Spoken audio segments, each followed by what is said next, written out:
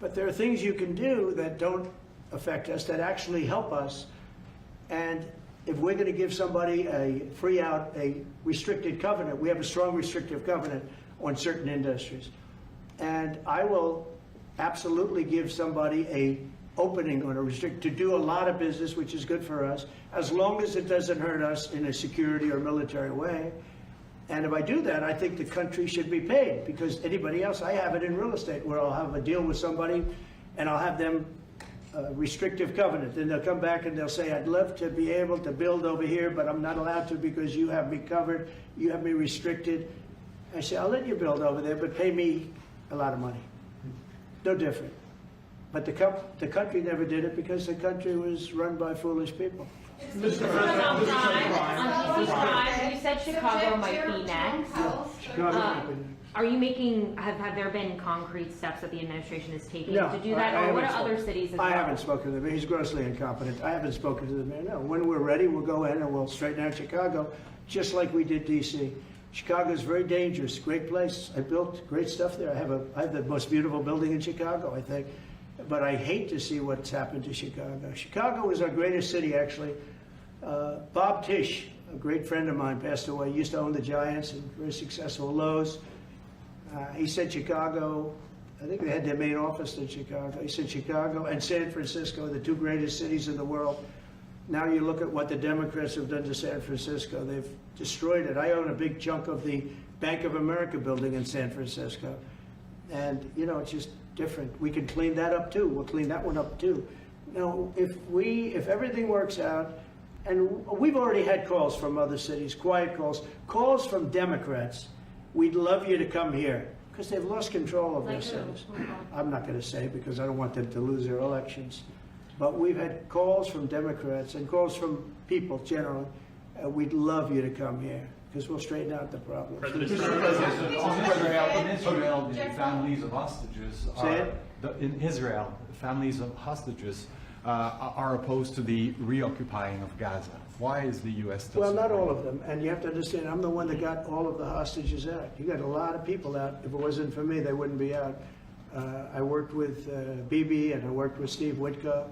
But if it wasn't for me, you would have all these hostages would most likely be dead right now, every one of them. So they all come up here. They all come in groups of 10, 12, 13, and many of them, and I've gotten to know a lot of them. They're great people. What they had to go through is incredible. But so now they have 20, but the 20 is actually probably not 20 because a couple maybe aren't around any longer.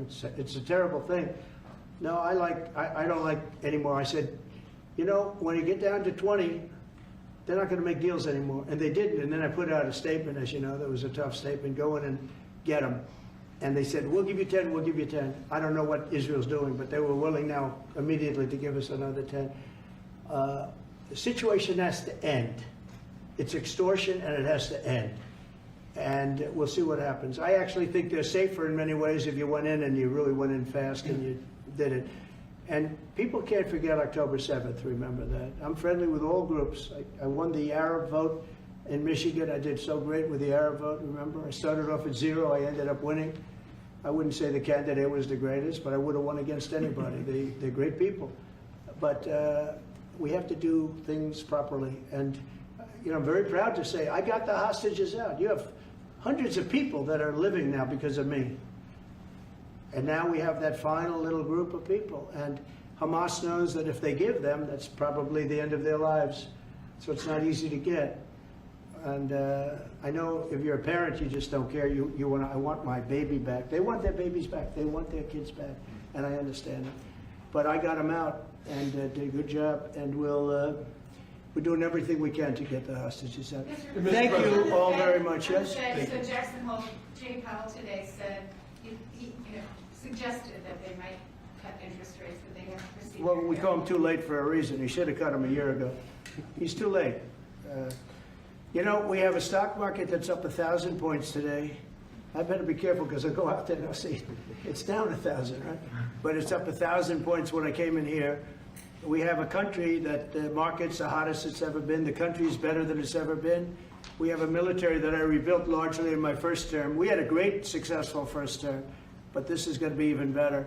But we rebuilt it. We gave a lot of it away to Afghanistan, but relatively small compared to the overall. But I think it was the most embarrassing day and period in the history of our country that they allowed those 13 wonderful people, but it's really hundreds of people were killed. And they don't talk about the 48 that were so severely wounded with no legs, no arms, nobody ever mentions them except me. But that was the worst day, the most, it just showed how incompetent. Frankly, if that didn't happen, I really believe that you might not have had the problem with Russia. I think Putin was sitting there watching these stupid people running our country and said, this is a time to invade.